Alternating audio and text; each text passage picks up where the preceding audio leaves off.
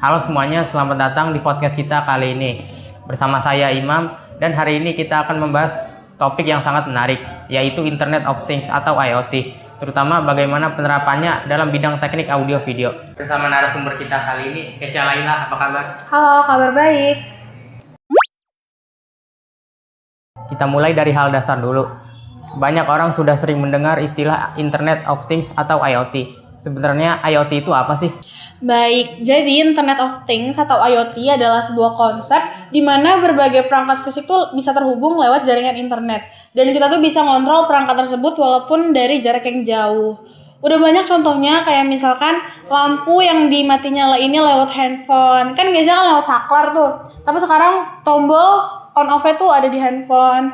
Terus misal lagi di luar kota pengen lihat CCTV rumah, sekarang kita bisa pantau CCTV-nya lewat handphone.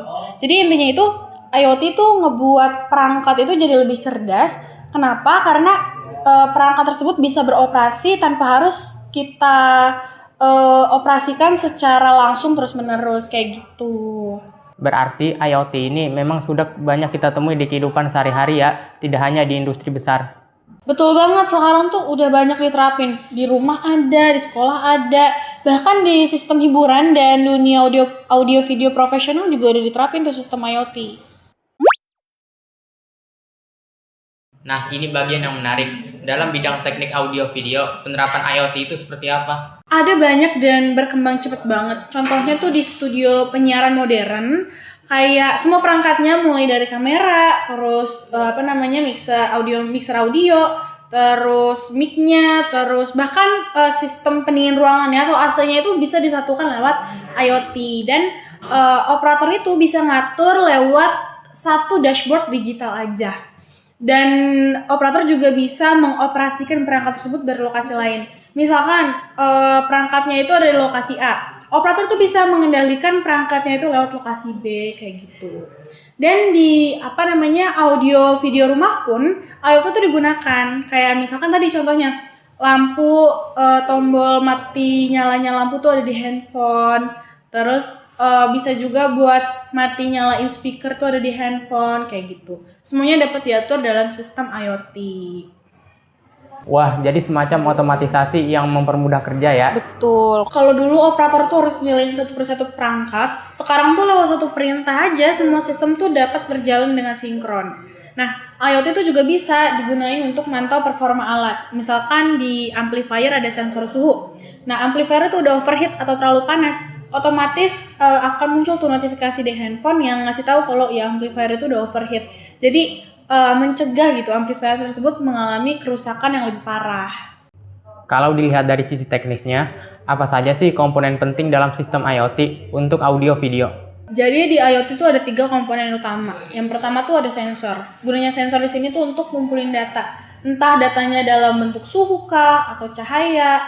Terus yang kedua koneksi jaringan. Koneksi jaringan itu penting banget karena koneksi jaringan inilah yang akan menggabungkan perangkat fisik itu. Biasanya tuh menggunakan Wi-Fi atau Bluetooth kayak gitu. Terus yang ketiga tuh ada platform pengendali yang digunakan untuk memproses data dan menampilkan informasi ke pengguna lewat aplikasi atau panel kontrol. Berarti secara konsep, IoT di audio video menggabungkan hardware, software, dan jaringan secara menyeluruh ya? Tepat banget. Jadi IoT itu bisa dibilang kombinasi dari teknik elektronika, jaringan komputer, dan sistem kontrol audio video. Kalau bicara soal manfaat, apa sih keuntungan terbesar dari penerapan IoT di bidang ini? Manfaat dan keuntungannya tentu banyak banget, tapi yang paling berasa tuh pasti efisiensi waktu dan energi sih. Karena kan yang tadi perangkatnya bisa dikontrol lewat jarak jauh. Jadi nggak usah operator ada di lokasi B, perangkatnya di lokasi A, nggak harus bolak-balik tuh si operatornya. Terus juga dengan satu perintah aja gitu perangkat bisa nyala dengan sinkron, dengan berbarengan tanpa harus dinyalain satu persatu lagi. Terus karena pemantauan jarak jauh, perawatannya juga jadi lebih mudah gitu karena yaitu kerusakan dapat dideteksi dari awal.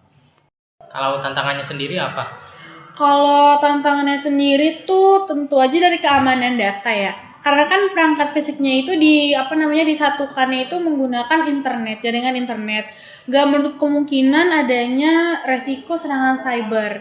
Terus yang kedua, gak semua alat audio video itu kan mendukung IoT kan.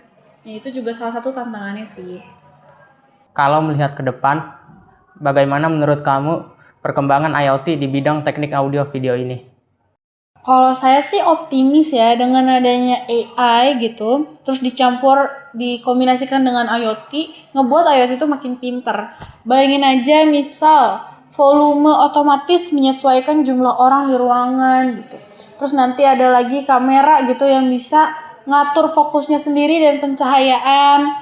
Selain itu juga konsep remote production di penyiaran juga makin populer. Nah, semua itu bisa dikontrol dari jarak jauh berkat IoT ini. Jadi ketika IoT dan AI disatukan akan membuat dunia audio video semakin cerdas dan efisien. Betul banget, dan selain efisien juga ngebuat memberikan pengalaman pengguna tuh lebih profesional. Wah, luar biasa. Jadi kita bisa simpulkan kalau IoT bukan cuma tren teknologi, tapi udah jadi kebutuhan industri audio video modern. Mulai dari otomatisasi, efisiensi, sampai inovasi berbasis AI, semuanya saling terhubung. Terima kasih Kak Keisha atas waktu dan penjelasannya hari ini. Sama-sama. Nah, semoga diskusi ini bisa membuka wawasan kita tentang gimana sih memanfaatkan IoT secara kreatif di dunia audio video. Baik, terima kasih untuk teman-teman yang sudah menonton. Jangan lupa like, subscribe, dan komen untuk ikuti episode berikutnya. Sampai jumpa dan salam inovatif.